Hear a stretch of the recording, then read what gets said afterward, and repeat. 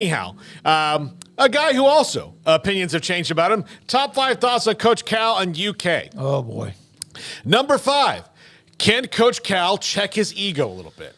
I think, like, that's the thing. Smokey, what was the thing we said the first time we were at the press conference with him when Baylor played Kentucky? Was not, man, this guy's brilliant. Man, it's unbelievable. Like, what? An unbelievable ego. Control the room, kind of bully the people around, and it's because of this just massive ego. And I'm not saying that that's like a big ego. But when we were there, that was a long time ago. It was a long time he was ago. Coming off a national, but, he was about to win the national. Yeah. But like, there's a way you can channel your big ego. You can be Teddy Roosevelt and channel it well. And for a while, Coach Cal did. And I think that right now it's not serving him well because he has not gotten his team to a Final Four in 9 years.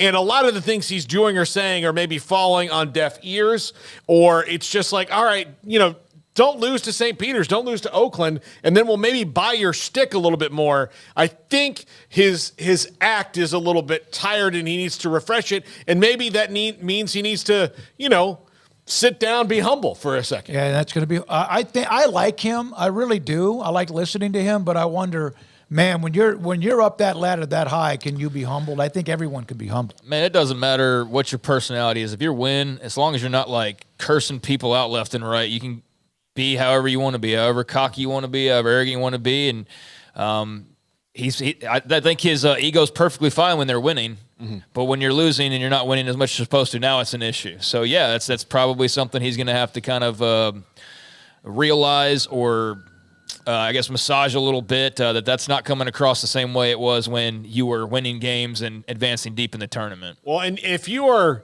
an $8 million a year coach and you're out of the tournament early every single year, like those things just don't work anymore. So again, I just think like I'm not one of these people who says fire Coach Cal because one, they're not going to do that, and two, it's just like you got to give a Hall of Famer a chance to like really look at the last few years and go, what's the common theme here? Which brings us to number 4. What aren't they doing that other teams are?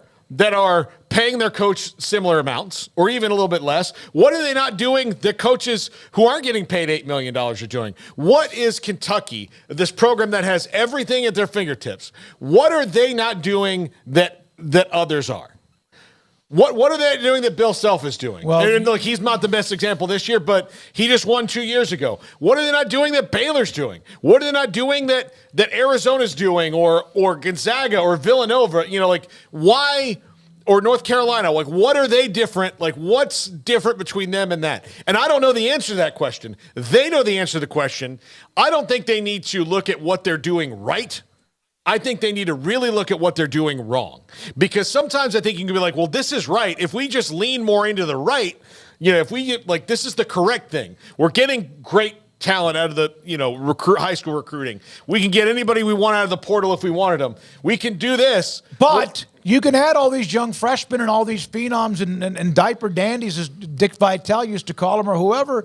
You got to have some meat and experience. We'll get to that in a second. Okay. But yes, well, that's what they're doing wrong, maybe. That's one of the things. But like there's probably other things that they're not doing as well. And I think sometimes because you are a guy whose everything's worked out because of the way you do it right so long, that sometimes you don't look at where am I missing? Because the playbook that I have says this should work, and it's not.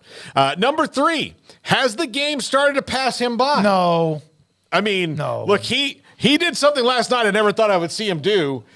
He thought they were shooting a 1-and-1 when they had his players thought that too, and he was kind of turned around at the time. But I saw that. The player made a shot, was fouled, and he had a chance for an and-one, and his players, they missed it, and he just scooted it out of bounds. And Calipari thought it was a 1-on-1 too. That was a big, huge. Like those are things like you cannot make that mistake. Oh, look, it happens to the best of us, But eventually, like there are things, and that doesn't mean if it's passed him by that it's all the way passed him by. But if he doesn't see, that he's not driving with the flow of traffic, then he's in trouble. I think that's really what I mean here. Okay, all right, that's a possibility. I think they've got every tool at their disposal. They've got every amount of support you could possibly want, every dollar that you would need. And I think he's still a great basketball coach. But I think that the game has changed a little bit. It's that you're not just the one getting all the diaper dandies and the blue chips, and your big bad Kentucky and only a select few have players like you have. I mean, nowadays it feels different because of the portal or because of extra years or whatever the case may be.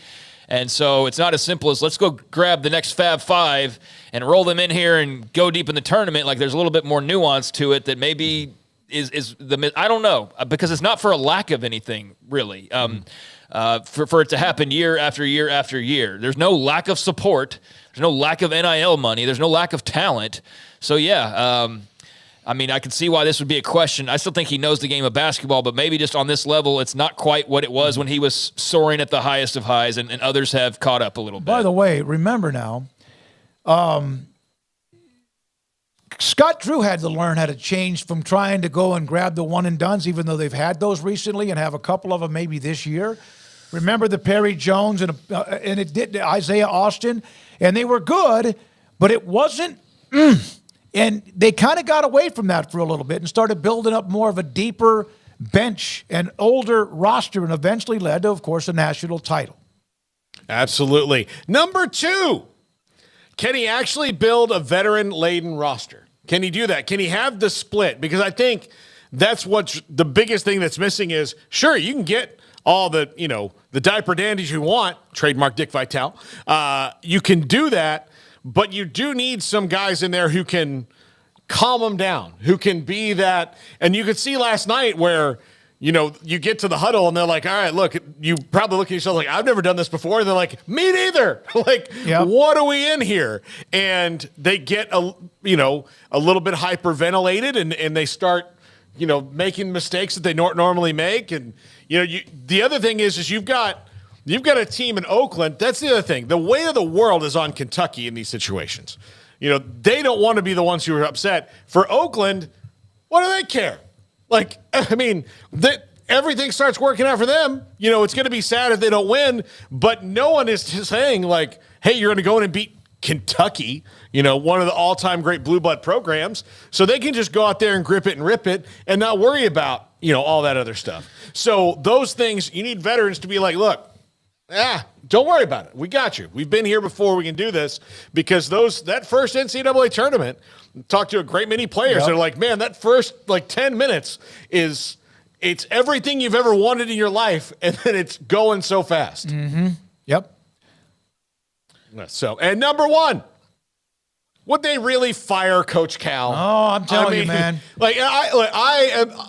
I think right now that would be a mistake. I think you take a deep breath before you make a decision. Because 2 years you can get out for half of this. And what's different? You're still going to have great players, right?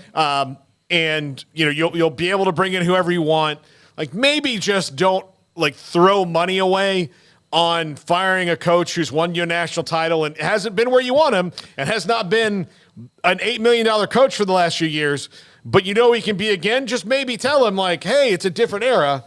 Let's push him a little bit. I mean, I think everything is on the table in terms of change. They were one of the youngest teams in the country, and when you're typically putting in or you're recruiting and landing blue chips and then turning them around into pro prospects, one and dones, at a pretty high clip, it's hard to your previous point, build a veteran roster, but you got to figure out a way to have more experience so there's not that young that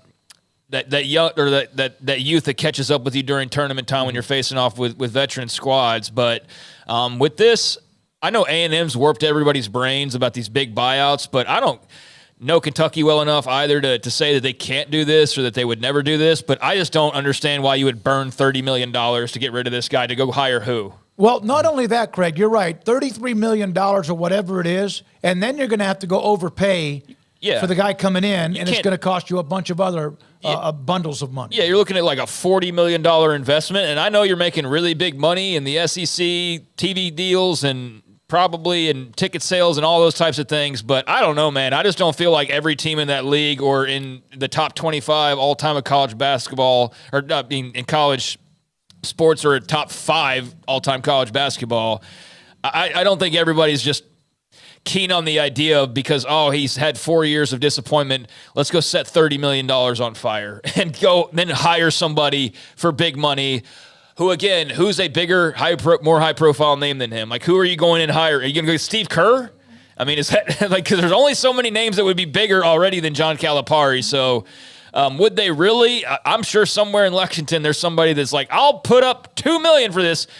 But I don't know, man. You let it play out, like you said, Paul. Let it drop down, and the buyout drop down, and then at that point you'll have enough evidence to go. All right, it's been 5 years in a row or 6 years in a row. It's now only $15 million. Yeah, now we cut bait. We got we've seen all we need to see, but. I think that would be a major overreaction to go and sign a check like that. You could do a lot of other good with that. Like, go get players that are going to help you get over that hump next year in your Go get a hopes. couple of seasoned guys in the portal if they want to. You got the ability to do that. By the way, this is the craziest ending. Yale had a